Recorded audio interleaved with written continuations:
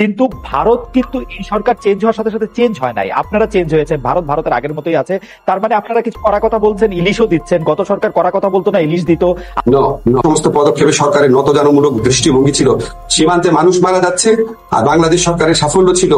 সম্মানিত দর্শক শ্রোতা, উপদেষ্টা আসিফ নজরুলকে ডেকে এনে চরমভাবে অপমান করলেন খালেদ মহিউদ্দিন। আপনারা সকলেই জানেন, খালেদ মহিউদ্দিনের টকশোর মধ্যে যাকেই নিয়ে আসা হয় তার কাছ থেকে অবশ্যই কিছু রহস্য বের করা হয়।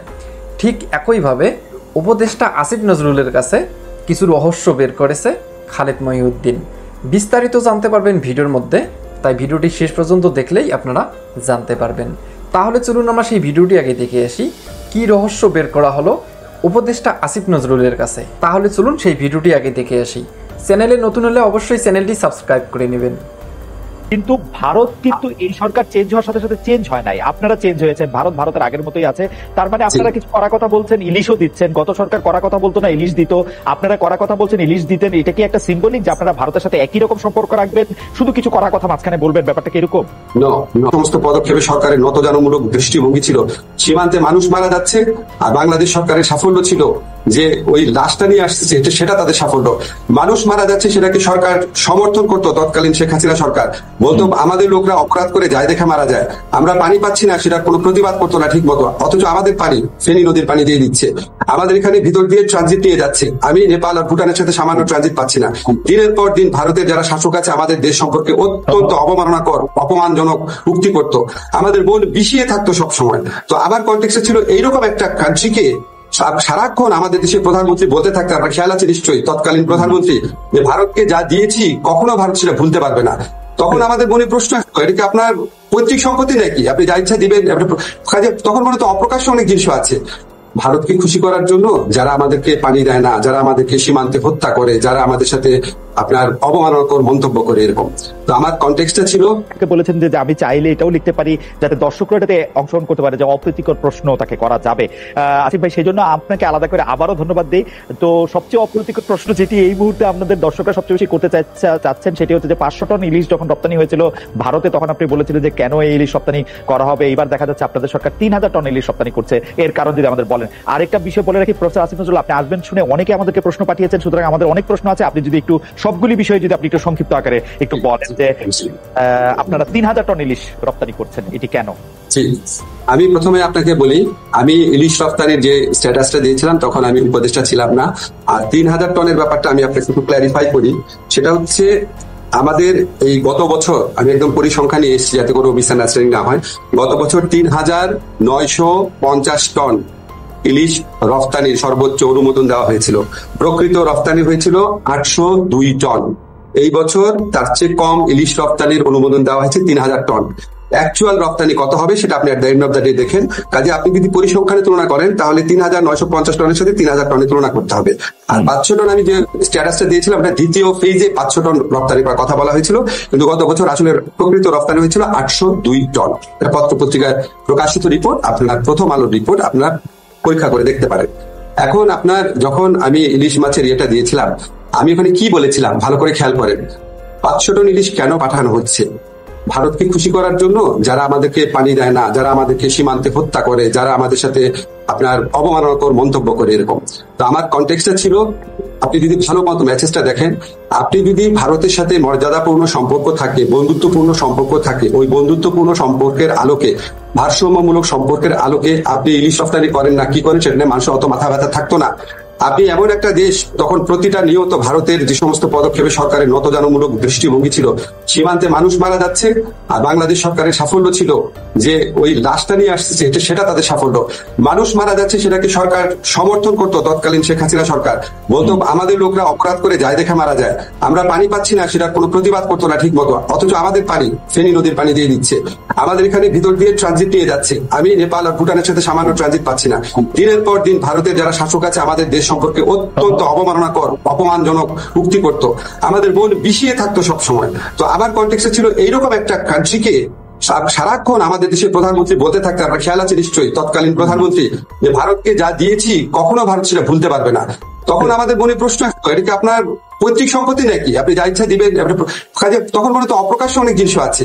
তো ওই কনটেক্সটে আমি বলতাম যে আপনি এমন একটা দেশকে এই জিনিসগুলা দিচ্ছেন যে এই দেশ আমার বর্ডারে এটা মানে প্রতিবাদ করেন না, পানি চান না, এই চান না, ইত্যাদি। সেই ক্ষোভ থেকে তখন অনেক কিছু বলেছি। আমি একটু ক্লারিফাই করি, এখন তার সেই সরকারটা নাই। এখন কি আমার সরকার বর্ডারে যখন হত্যা হয় প্রতিবাদ করে না, কঠোরভাবে প্রতিবাদ করে? তাদের অমিত শাহ একটা বক্তব্য দিয়েছে, আপনি আমাদের বক্তব্য দেখেন কত কড়াভাবে বলা হচ্ছে, অত্যন্ত আপত্তিকর, বন্ধুত্বমূলক সম্পর্কে গিয়ে তীব্র প্রতিবাদ জানিয়েছে। আমাদের যিনি চিফ প্রধান উপদেষ্টা আছেন উনি ভারত সম্পর্কে কিভাবে কথা বলেন, আমি আমার প্রথম আলো ইন্টারভিউতে ভারত সম্পর্কে কিভাবে কথা বলেছি। এবং এখনকার কনটেক্সটে আপনি যদি বলেন, আমি একটু ক্লিয়ার করি আপনাকে, এই 500 টন ইলিশ রপ্তানি প্রক্রিয়া আমি যদি ছিলাম না, এটা হচ্ছে কনসার্ন মিনিস্ট্রির সাথে আলাপ করে বা কনসার্ন মিনিস্ট্রির সাথে কথা বলে করা হয়েছে। তারপরে যখন আমার নিজের কাছে মনে হচ্ছে কেন দেওয়া হচ্ছে, আপনি কি যুক্তিগুলো শুনতে চান? এইটার পিছনে যে কি কি কথা আমি শুনেছি আমি নিজে ইনভেস্টিগেট করে। আমার মনে হয় যে সেই যুক্তিগুলি আমরা নিশ্চয়ই শুনবো। আমি মাঝখানে একটু কথা বলে নিই, অনেকগুলি বিষয় নিয়ে যেটা আমাদের কথা বলতে হবে। প্রফেসর আসিফ নজরুল, এটি একদম পরিষ্কার যে গত সরকারের সময় গত সরকার ভারতের প্রতি একটি নতজানু ভূমিকা দেখিয়েছিল। সারাক্ষণই তারা মানে যাই হোক ভারতের কথা যদি এরকম ভাবে বলাও যায়, ভারতের কথা উঠতো এবং বসতো, এরকম একটা পরিস্থিতিও তার সৃষ্টি করেছিল। কিন্তু ভারত কিন্তু এই সরকার চেঞ্জ হওয়ার সাথে সাথে চেঞ্জ হয় নাই, আপনারা চেঞ্জ হয়েছেন। ভারত ভারতের আগের মতোই আছে। তার মানে আপনারা কিছু কড়া কথা বলছেন, ইলিশও দিচ্ছেন। গত সরকার কড়া কথা বলতো না, ইলিশ দিত। আপনারা কড়া কথা বলছেন, ইলিশ দিতেন। এটা কি একটা সিম্বলিক যে আপনারা ভারতের সাথে একই রকম সম্পর্ক রাখবেন, শুধু কিছু কড়া কথা মাঝখানে বলবেন? ব্যাপারটা কি এরকম? নো, আমি যতটুকু বুঝতে পেরেছি, আমি যখন এই ব্যাপারটা ইনভেস্টিগেট করেছি তখন কতগুলা কথা বলা হয়েছে, এগুলো কিন্তু আমার কথা না। আমি মানে রপ্তানির পেছনে কথাগুলো শুনতে চেয়েছি। তখন একটা কথা বলা হয়েছে যে আমি যেটা ইনভেস্টিগেট করে বা জিজ্ঞেস করে জেনেছি, সেটা হচ্ছে আমাদের ছাত্র জনতার যে বিপ্লব হয়েছিল, এই বিপ্লবে পশ্চিমবঙ্গের মানুষের সমর্থন ছিল। তারা আমাদের ওখানকার দূতাবাসের সামনে কর্মসূচি পালন করেছে। পশ্চিমবঙ্গের যে মুখ্যমন্ত্রী ছিল তিনি অত্যন্ত কড়া ভাষায় আমাদের তৎকালীন প্রধানমন্ত্রীর সমালোচনা করেছিলেন এবং এটা নিয়ে একটা টানাপোড়েনের সৃষ্টি হয়েছিল। এবং আমাদের এই ইলিশটা প্রধানত পশ্চিমবঙ্গের মানুষের জন্য যাচ্ছে। এগুলি কিন্তু আমার যুক্তি না, আমি যেসব কথা শুনেছি। আরেকটা কথা বলা হয়েছে, মোট যে ইলিশ রপ্তানি করা হচ্ছে সেটা হচ্ছে 0.29%। এগুলি অন্য পক্ষের কথা। এবং সবচেয়ে বড় যে কথাটা বলা হয়েছে, ভারতের সাথে আমরা সম্পর্ক মানে রিঅ্যালাইনমেন্ট করতে যাচ্ছি, আমরা একটা ভারসাম্যমূলক সম্পর্ক প্রতিষ্ঠা করার দিকে যাচ্ছি। সেখানে আমাদের জন্য অত্যন্ত জরুরি বিষয় হচ্ছে আদানির বিদ্যুৎ কেন্দ্র, রামপাল কেন্দ্র, আমার বর্ডার কিলিং। সেখানে আমি একটা অপেক্ষাকৃত লঘু বিষয়ে আমি তাকে একটা মেসেজ দিতে চাই না যে আমি তোমার সাথে খুব হোস্টাইল। আমি ওই ভারসাম্যমূলক সম্পর্কের সৃষ্টি করার প্রয়াস হিসাবে আমি এই পশ্চিমবঙ্গের মানুষের ইলিশের যে ইয়েটা আছে, এই ছোট একটা জিনিস নিয়ে আমি তাকে আঘাত করতে চাই না। ছোট জিনিস ওই আমি আপনাকে বলা আমার ইনভেস্টিগেশনের বক্তব্য। আমার মনে হয় যে প্রফেসর আসিফ নজরুল আপনি ঠিকই বলেছেন। আমরা জানি যে বাংলাদেশের একজন কবি, লেখক, চিন্তক ব্রাত্য রায় এই কথা বলেছেন। যেহেতু মমতা ব্যানার্জি এখন তার দেশে বা তার প্রদেশে একটি ধর্ষণ কাণ্ড নিয়ে খুবই বিপজ্জনক অবস্থায় আছেন, তাকে আসলে সেভ করার জন্য আপনারা ইলিশ মাছ দিচ্ছেন এবং তাতে মোদী সরকার একটু বিরক্ত হবেন, বিব্রত হবেন, সেটাও আপনাদের লক্ষ্য, এটা অনেকে বলছেন। অর্থাৎ না, আমি সেভাবে বলতে চাচ্ছি না, আমি শুধু শুনেছি যে পশ্চিমবঙ্গের মানুষ আমাদের আন্দোলনকে সাপোর্ট করেছে, পশ্চিমবঙ্গের মুখ্যমন্ত্রী অত্যন্ত শক্তভাবে নিন্দা করেছেন। এটা ইলিশ পাঠানো বন্ধ মানে পশ্চিমবঙ্গের মানুষের সাথে হস্টিলিটির মতো একটা, এটা আমি শুনেছি। আমরা পরের ইস্যুতে যাই। আমরা একটি জায়গায় আপনি বলেছিলেন, আমি আপনাকে উদ্ধৃত করছি, এটাই ভারত প্রসঙ্গ, যে আমরা পত্র পত্রিকায় পড়ি 26 লাখ ভারতীয় বাংলাদেশে চাকরি করে, বাংলাদেশের ছেলেরা চাকরি পায় না, রাস্তায় রাস্তায় ঘুরছে, আর ভারতের ছেলেরা চাকরি করছে। আপনি সরকারে আসার পরে এই বিষয়টি সম্পর্কে আপনার আপডেটেড মন্তব্য কি? ভারতীয় এখন কি করছেন? Thank you. এটা আমি প্রথমে আপনাকে বলে রাখি, এটা কিন্তু আমি উপদেষ্টা হওয়ার পর বলি নাই। অনেকে এটা কনফিউশন ছড়ানোর জন্য, এটা আপনি ক্লিয়ার আছেন, আমি উপদেষ্টা হওয়ার পর বলি নাই। এটা উপদেষ্টা হওয়ার আগে ভারতের যে বাংলাদেশের প্রতি বর্বর কিছু রীতি, সেগুলি সমালোচনা করতে গিয়ে আমি একটা পর্যায়ে বলেছিলাম। এখন আপনাদের যে আপত্তিগুলো আসছে, প্রথম প্রশ্ন হচ্ছে এখানে 26 লাখ আছে কিনা। তাহলে আমি আপনার দৃষ্টি আকর্ষণ করি, ফিনান্সিয়াল এক্সপ্রেসে 2009 সনে বলা হয়েছিল 5 লক্ষ ভারতীয় এখানে চাকরি করছে। 2009 সনে 2015 সনে ডেইলি স্টারের রিপোর্ট, 2015 আজকের থেকে 9 বছর আগে সিপিডি বলেছে রেমিটেন্স পাঠানোর দিক থেকে বাংলাদেশ হচ্ছে পঞ্চম। 2013 সনে $3.71 বিলিয়ন 2013 সনে পাঠানো হয়েছে এবং সেই রিপোর্টে বলা হয়েছে এটা অফিসিয়াল ফিগার। আনঅফিসিয়াল ফিগার এর চেয়ে আরো অনেক বেশি। এখন আপনি বলেন, যদি এইরকম কোনো অ্যামাউন্ট থাকে যে আনঅফিসিয়াল ফিগার মিলে যদি এটা ধরেন ডাবলই ধরি আমি, তাহলে প্রায় $8 বিলিয়ন পাঠানো হয়। হ্যাঁ, এখন এই বিপুল পরিমাণ রেমিটেন্স যারা পাঠায়, ভারতে যদি পাঠানো হয় ওরা কি ভারতীয় না অন্য দেশের, তার মানে বিপুল পরিমাণ ভারতীয় এখানে আছে। আমি যে আপনাকে ফিগারটা বলেছি 26 লাখ, সেটা হচ্ছে কম হতে পারে আবার বেশি হতে পারে, এক্সাক্ট চিত্র আমরা জানি না। কেন জানি না আপনাকে আমি আরেকটু বলি আপনাকে কেন জানি না। আজকে দেখবেন সালমান এফ রহমানের সাথে এনএসআই চিফের একটা বক্তব্য ভাইরাল হয়েছে, আপনি ফেসবুকে খুঁজতেই পাবেন, টেলিফোন রেকর্ড তখনকার সময়। সেখানে উনি বলছেন যে বিভিন্ন সেক্টরে, বিশেষ করে সফটওয়্যার সেক্টরে অনেক লোকজন আসে যাদের জন্য ওয়ার্ক পারমিট দরকার হয় না, তারা কন্ট্রাকচুয়াল ওয়ার্কার হিসাবে আসে। এবং উনি ধমক দিচ্ছেন এনএসআই চিফকে যে বিডার অনুমোদন এখানে লাগে না, তুমি এখানে সিকিউরিটি জিনিস দেখবা, তুমি অন্য জিনিস দেখবা কিনা, দেখবা কেন। এবং উনি কিন্তু খুব ক্যাটাগরিক্যালি ভারতের কথা বলে না এখানে। কিন্তু আপনি আমাকে বলেন, আপনি মানে পারসিভ করে দেখেন যে কন্ট্রাকচুয়াল ওয়ার্কার অনেক আসছে, অনুমোদন লাগে না, এটা সালমান এফ রহমান কোন দেশের ক্ষেত্রে বলতে পারেন? হতে পারে চায়নার ক্ষেত্রে বলতে পারেন, কিন্তু চায়নার ক্ষেত্রে যদি না লাগে তাহলে নিশ্চয়ই ভারতের ক্ষেত্রেও লাগতো না, কারণ ভারতের প্রতি তো আমাদের একটা নতজানু নীতি ছিল।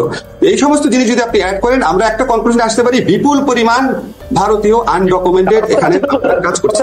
জিনিসটা হলো যে আপনারা এখন সরকারে আছেন, আপনাদের কাছে কি কোনো তথ্য, মানে ওরা যদি রেমিটেন্স পাঠাতে হয় সেটা একটা প্রপার ব্যাংকিং চ্যানেলে পাঠাতে হবে, ওরা যদি এখানে কাজ করে তাহলে সেটার একটা কোনো না কোনো ভাবে পাসপোর্ট দিয়ে তারা যদি এন্ট্রি করে সেটা তাদের এখানে থাকবে, ঠিক আছে? সেই হিসাবটা আছে কিনা, আপনারা সেই হিসাবটা জানতে চেষ্টা করছেন কিনা, নাকি আপনারা মানে পত্র পত্রিকার গত সরকারের আমলের রিপোর্টের উপরে ভরসা করতে? ধন্যবাদ, আপনি প্রশ্নটা করেছেন।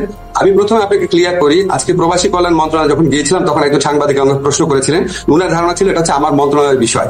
আমি প্রথমে আপনাকে ক্লিয়ার করি, বাংলাদেশে যারা বিদেশি চাকরি করেন এদের লুকিয়ে অথবা প্রকাশ্যে, এটা আমার মন্ত্রণালয়ের বিষয় না। আমি হচ্ছে বিদেশে যারা বাঙালি চাকরি করেন। সম্মানিত দর্শক শ্রোতা, আপনারা ভিডিওর মধ্যে দেখতে পারলেন যে খালেদ মহিউদ্দিন কি প্রশ্ন করলেন, আসিফ নজরুল কি প্রশ্নের উত্তর দিলেন।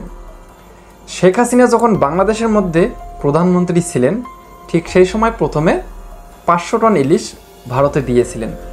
ঠিক সেই সময় এই আসিফ নজরুল অনেক কিছু বলেছিল, কিন্তু 1 মাস হয়নি ক্ষমতায় যেতে আসিফ নজরুল তিনি 3000 টন ভারতকে দিয়েছে।